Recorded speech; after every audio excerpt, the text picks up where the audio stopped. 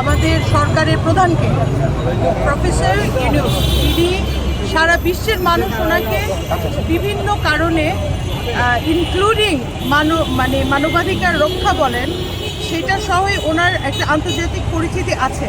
তাহলে আমরা এদেশের নাগরিক হিসেবে কেন সেই সুফলটা পাচ্ছি না?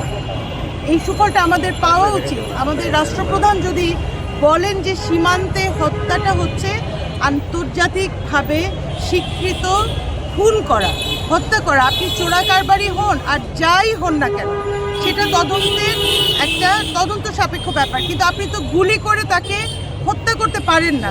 তাহলে এই কথাটি কেন আমাদের জুলাই গণ অভ্যুত্থানের রাষ্ট্রের যাকে আমরা নায়ক বলে মেনেছি, ডক্টর ইউনূস কেন এই কথাটি আন্তর্জাতিক পরিমণ্ডলে কেন উচ্চারণ করবেন না?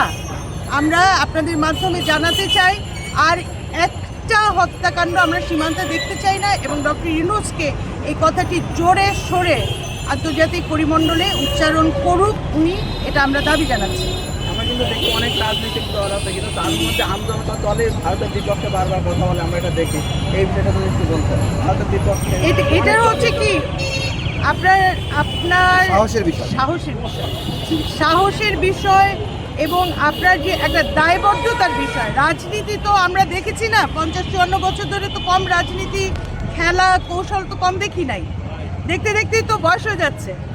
কথা হলো যে দায়বদ্ধতার জায়গা থেকে খুব কম রাজনৈতিক সংগঠন এবং রাজনৈতিক কর্মীরা কাজ করেন। আমজনতার দল বাংলাদেশের মানুষের প্রতি, বাংলাদেশের প্রতিটা ইঞ্চি মাটির প্রতি দায়বদ্ধ।